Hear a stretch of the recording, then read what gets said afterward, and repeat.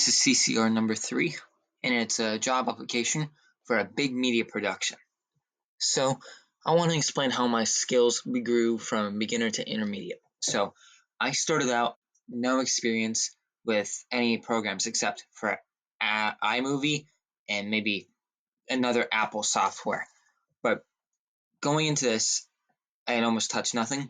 But through this process, I've become more familiar with Adobe Creative Cloud and Adobe Premiere Pro to the point where I think that if I had more time, I'd be able to make a full-length movie.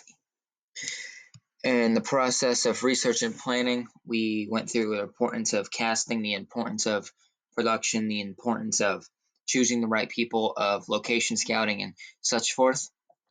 And the process of collaborating and generating is hugely important considering all the factors that go into it. So it's important to collaborate with teammates. For example, my teammates Sean, Javen, and Cooper, we all collaborated on what the story should be. So we collaborated thinking it should be a kid playing basketball.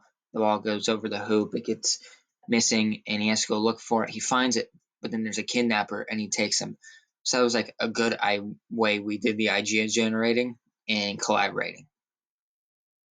So the process of planning to production on this to post-production is we started with storyboards, and then we went to more idea generation, and then we did location scouting, so we knew where we wanted to film and not go into it blind.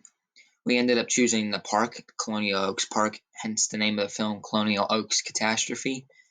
But then we went and filmed it with the Canon camera, and then we edited it in class and at home. And then just recently we finished doing the audio and the text on it, and we uploaded it to YouTube, and then I'm going to upload it to my blog. We use basic tools like the computer for editing, the camera for recording, and the gimbal to get a steady and more great shot, like so you can track someone and it wouldn't shake all over. And then some problems that we faced, like and some technical limitations, was a quarter of the way through the shoot, the gimbal died a little bit way through, but we already had like almost the whole movie filmed except for a couple shots, so it wasn't a huge deal. And if we needed to do a shake, not a shake, but a tilt, I helped keep my hands still, so it kind of worked out there. And then some composition rules I learned during this was to really emphasize the rule of thirds. I tried to keep people in either 1/3 of the screen, in the middle, on the left or the right. So in some scenes, you can see Javen on the farther right or on the farther left. But then when you do the pan out shot from above him, he's really in the center. So it's like the rule of thirds right there. And then some of the basics of the camera and its manual settings was I really learned about frame rates because it's good to have more frame rates. For example, earlier in the year in this class, we used an older camera where the quality wasn't as good and the frame rate was lower. But then we used Canon camera, and the difference in quality of frame rates and the white balance was just different as heck. It was really way better, the Canon camera this go around. So different types of camera movements and shots and angles we used were in this movie we did a tracking shot. I think it was really cool. It's after Javen, we follow Javen out, we pan with him running out, but then we do a tracking shot of a low angle of his feet, and it looks like we're following him, which is really cool. And then we did right after that actually was an over the shoulder shot where he first discovers the kidnapper waiting underneath the bridge.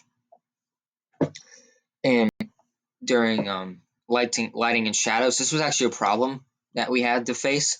Was through other projects through the year, lighting was always a big problem because the daylight runs out quickly. So, but this time we planned accordingly. We went earlier and we filmed it with natural light. And when it got darker, we used a 3-ring light, and it helped light up a lot of scenes. So it was really great there. Shadows also play a good part because it can help emphasize mystery and wonder. And the next question, facing fonts, different type of fonts and faces. We used, in my prior project, we used Bauhaus 93, but we wanted to change it up since That one kind of looks more like Hollywoodish, like more movie magic, but we wanted to do a more creepy, laid back type font. So we used like Helvetica, and it looked way better. It looked more, a lot more intimidating, and like you'd see more in like a horror movie. But then location scouting, like I said, we used the park, Colonial Oaks Park. It was a free park, so you didn't have to have a permit or anything to film there. So it was really great and easy to film at. Everyone could get there easily.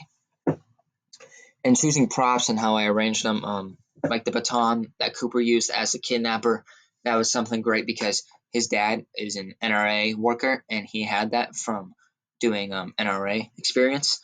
And in the fake blood, Mr. Z allowed us to use that, and it really elevated the scene. Like he was actually being hit, like Javen. It made it look like he was actually having the snot being out of him, so it like really elevated the scene there. And then the ball, I mean, what kid doesn't have a basketball? So that was pretty easy to use that prop there. And then choosing characters and casting, going into this, we kind of knew who the group wanted to play because we planned it out that way accordingly. But Javen, he has the build and the looks of a young teen who looks like he would get lost or is easily manipulated. But then Cooper, he plays football, so he has a more built build, and then he looks more intimidating in a blacked out outfit. So we all knew that he wanted to be one of the kidnappers. And then Sean's a little smaller and scrawny, so he was going to be the getaway driver because he doesn't do any of the physical work, but he would be the driver because he's quick and fast. So this is my job application to this big media company, and I hope that they accept me